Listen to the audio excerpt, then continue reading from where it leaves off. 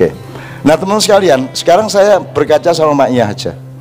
Sekarang Anda lihat di Indonesia, kalau ada seorang kepala bagian atau bawahannya, itu kenapa dia tidak ikut? Kenapa kok banyak sekali yang terseret untuk korupsi ya? Apa bupati, apa bawahannya, apa siapapun gitu ya. Dan yang tertangkap itu menurut Anda ada 5% enggak dari semua yang korupsi? Bisa nggak Anda bayangkan bahwa itu nggak korupsi, itu nggak korupsi? Yang susah dibayangkan. Kenapa kok orang tidak terdorong untuk berbuat baik? Kenapa orang tidak bangga untuk tidak korupsi? Kenapa orang tidak merasa nikmat untuk berbuat baik sekarang? Gitu Mas. Kan masalahnya di Indonesia bukannya orang jahat, bukan mereka itu berbakat untuk jahat, tetapi tidak ada kenikmatan untuk berbuat baik. Betul enggak? Loh, untuk apa saya enggak nyolong, nanti kan dicolong sama kepala bagian saya? Untuk apa saya tidak korupsi, toh nanti dikorupsi oleh kiri kanan saya? Kan begitu pertimbangannya. Kaya kowe nang dalan yo, ngopo ora tak serobot yo, silali nggo bocah liya yo nyerobot, kan begitu. Jadi kita punya dorongan-dorongan dialektis, simbiosa mutualistik untuk saling berbuat yang buruk-buruk dan melanggar-melanggar. Karena kita tidak percaya kepada kiri kanan kita. Aku ora nyolong, jebul kaya nyolong kok. Lah ngopo ora nyolong barang? Mbok wis. Kan gitu tiap orang perasaannya. Nah teman-teman sekalian nyuwun sewu, dengan mentalitas manusia dan dialektika budaya seperti itu, ditambah dengan keruwetan prosedur teknis demokrasi dan aturan-aturan yang sekarang berlaku, kita tidak bisa membayangkan bagaimana mengatasi Indonesia, kan begitu. Maka saya tidak pernah membayangkan untuk mengatasi secara teknis dan prosedur. Saya belajar kepada mbah-mbah, saya belajar kepada Rasulullah, saya belajar kepada Abu Bakar, Umar, saya belajar kepada 10 orang tadi, saya belajar kepada Nabi Yusuf yang memang meminta jadi menteri tapi atas perintah Allah, jangan lupa, atas perintah Allah. Sekarang saya tanya, bandingkan situasi Indonesia, meskipun tidak bisa dibandingkan skalanya ya, Ma'iyah kan nopo to cilik banget ya. Tapi Anda kesini ini kok sampai jam 3 itu Anda merasa nikmat enggak? Saya tanya, yang jelek di Ma'iyahan ini sampai jam 3 ini apa? Yang negatif apa? Saya tanya. Apa Mas? Sing kira-kira negatif apa niki? Apa sandalmu hilang? Apa royokan kiwa tengenmu? Ora toh? Apa sing negatif di sini apa? Katakanlah yang haram, yang destruktif, yang rusak, yang apa di Ma'iyahan ini menurut Anda? Kesimpulan kita adalah bahwa Anda di sini merasa aman untuk berbuat yang terbaik, betul enggak? Ora royokan, ora nuntut-nuntut sing ora-ora, ora duwe pamrih sing ora-ora. Anda merasa nikmat karena semua saling mendorong untuk menciptakan kenikmatan untuk berbuat baik satu sama lain. Dan itu yang tidak ada di Indonesia. Jadi saya membayangkan ada satu jalan tol Pak Muzamil. Kalau Allah menolong, baik melalui demokrasi atau melalui chaos atau melalui apapun jalannya, Allah sangat mudah bagi Allah, kun fayakun ya. Ada seorang pemimpin yang membuat yang hatinya dekat sama hati orang banyak, yang setiap orang merasa dekat dengan dia, yang setiap orang merasa aman karena ada dia, yang setiap orang merasa ya kayak di Ma'iyah gini, merasa aman, ora dinesoni, ora di. Dan Anda juga kan melakukan kurang ajar lah ora toh? Apa ono saiki sing Ma'iyahan pura-pura Ma'iyahan terus ning nisor gedang-gedang kono yang-yangan lak ya ora ono to ya. Kayak sing guyu kayak wingi gitu. Dulu di Padang Bulan awal masih ada Mas, banyak anak-anak dari kota pura-pura ke Padang Bulan padahal dia cari kebun-kebun di sekitar untuk pacaran di awal-awal pra-Ma'iyah dulu. Tapi selama sudah Ma'iyah ini saya kira tidak datang ke sini kecuali orang yang berniat mulia, tidak datang ke sini kecuali orang yang berhati suci, gitu loh. Tidak datang ke sini kecuali orang yang oleh Allah memang diberi rasa aman satu sama lain, percaya satu sama lain. Anda sekarang punya teman di Lampung, sama-sama Ma'iyahan, di Tasikmalaya, di Bandung, di Madura, di mana, Anda langsung percaya satu sama lain. Dan kalau Anda berdagang, insya Allah tidak pakai hitam di atas putih karena Anda saling percaya. Hukum itu diciptakan oleh sebuah negara dengan asumsi bahwa semua manusia itu jahat. Maka dibutuhkan perjanjian-perjanjian hukum. Nah, di Ma'iyah kita terobos, siapa tahu nanti ada tingkat persaudaraan dan kepercayaan satu sama lain yang sedemikian rupa sehingga Anda benar-benar menciptakan satu masyarakat madaniyah yang merasa aman satu sama lain. Dan itu tidak harus mayoritas yang menciptakan. Maksud saya, umat Islam di Indonesia kan tidak mayoritas, Mas.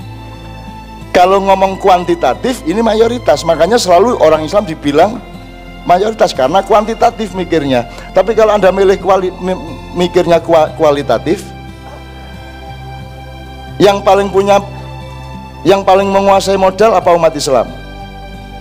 Yang punya daftar orang terkaya se-Indonesia misalnya 20, ada yang orang Islam? Tidak ada. Jadi umat Islam itu sangat minoritas di Indonesia. Nah, kita terseret oleh cara berpikir kuantitatif seolah-olah umat Islam itu mayoritas di Indonesia karena berpikirnya jumlah, bukan berpikir kemampuan dan fungsi. Padahal orang modern mengatakan yang penting itu fungsi, tapi pada saat yang sama kita ditipu seolah-olah kita ini mayoritas, padahal kita sangat minoritas. Kalah wacana, kalah segala macam. Makanya tadi kiainya Pak Muzamil tadi yang dari barat tadi mengatakan, ngopo nek ora perang, wae kono kabeh, polisi wae kono, pemerintah wae kono, arep pengadilan hukum piye, hukum ya wae kono, hakim ya wae kono. Ngono dia ngomongnya, kabeh wae kono, mesti kalah kene nek nganggo cara ngono kuwi, perang wae. Ngono. Terus aku wis matur Kanjeng Nabi, niki nek perang menang apa kalah? Menang. Carane piye? Ah, terus ndak saya omongkan carane piye. Terus disebut caranya begini, perang di malam hari tadi itu. Harbul Lailah tadi itu. Oke, teman sekalian, jadi dari Pak Muzamil kita ambil 3 hal. Yang pertama adalah apa tadi? Yang pertama tadi adalah kuantitatif kualitatif. Demokrasi itu kuantitatif, sementara model yang sebelumnya dan yang akan datang justru kualitatif. Apa namanya? Meskipun yang kualitatif bisa dimanipulasi seperti Muktamar NU di Jombang kan begitu. Terus yang nomor 2, Rasul Allah di Quran hadis tidak memfokuskan diri pada anjuran bagi siapapun untuk menjadi pemimpin, tetapi memberi pembelajaran kepada umat agar mengerti dan memiliki kemampuan untuk memilih pemimpin. Nah, yang nomor 3 itu tadi, asal ada orang yang sinisian wahyu yang membuat orang itu merasa dekat dengan dia.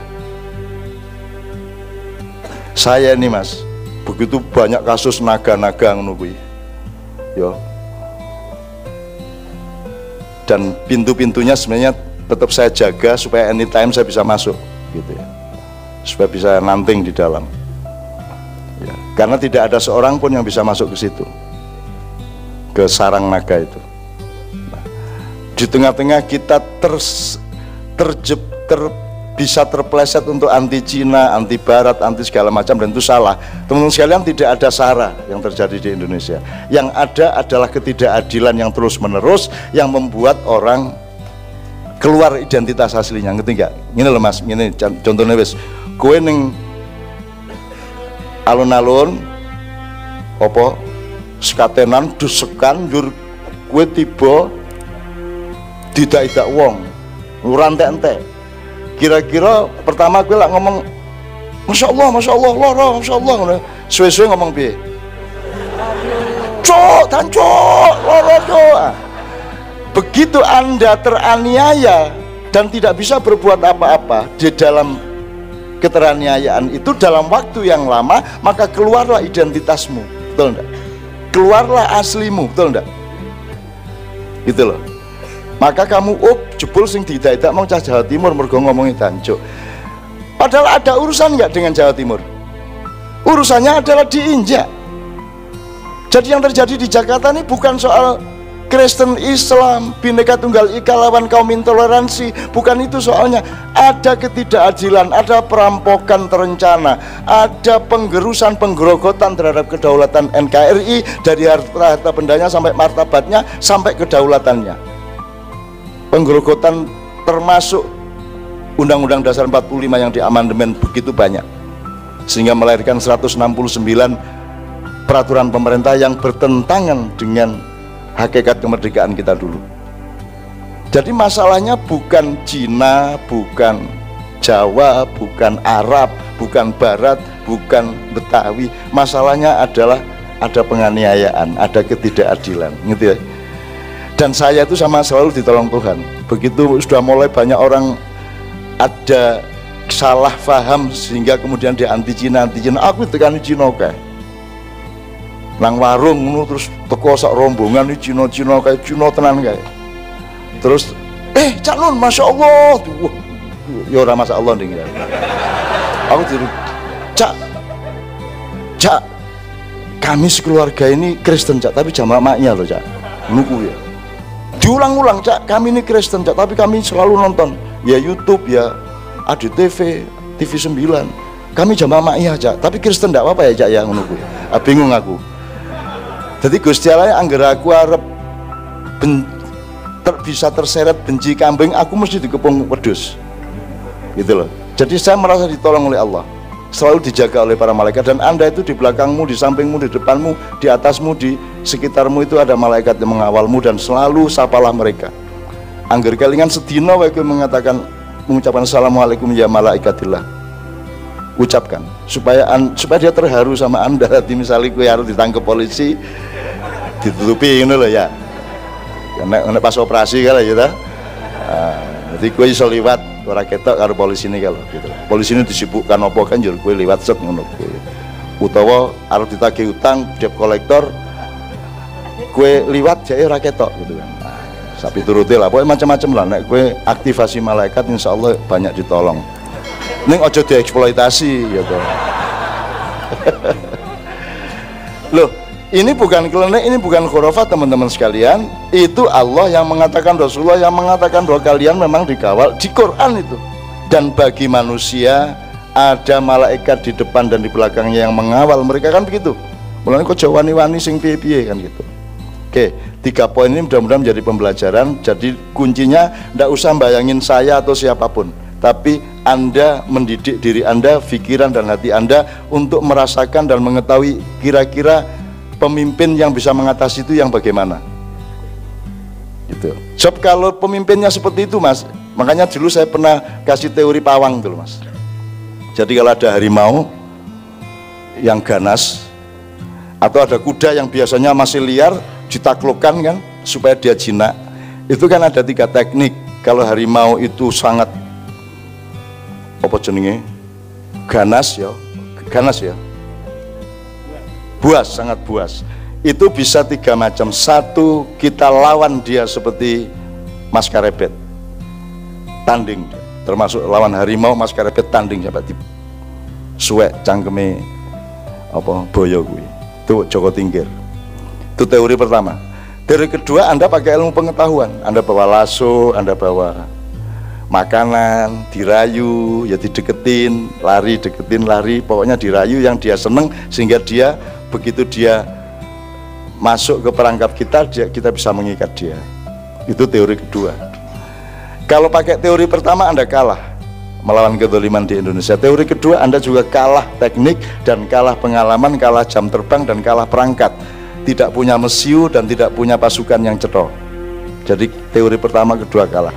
Yang bisa cuma teori ketiga, yaitu seseorang yang memang punya aura dan wibawa terhadap macan itu. Pokoknya macan kui garango kaya ngopo, nek ono wong kui langsung meneng, wis langsung jinak deh. Selama ada dia jinak, gitu. Kelingan langsung jinak, gitu. Nah, kalau fenomena ini tidak terjadi di Indonesia, aku kurang ngerti caranya pi. Artinya ada pemimpin yang membuat orang merasa tenang dan tidak perlu jadi ganas. Orang yang ganas karena orang yang terancam.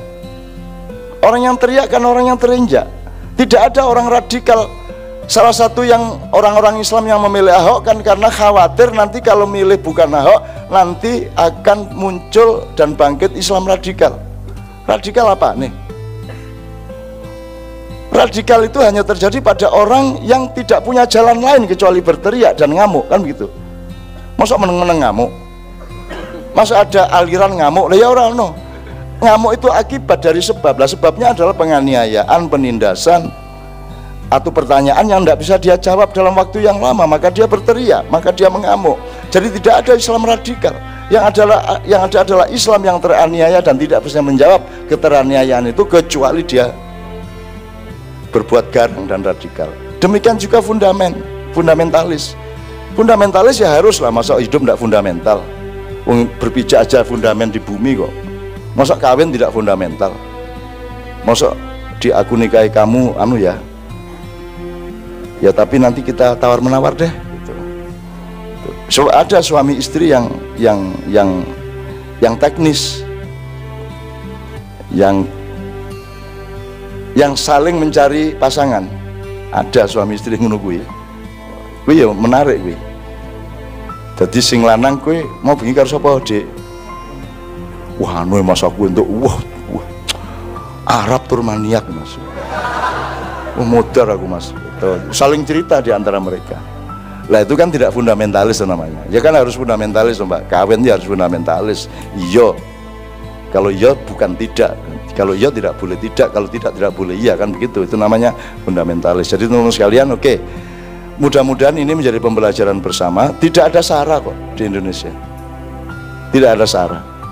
Apalagi di rakyat kecil kayak sampean sama saya, tidak ada masalah selama ini.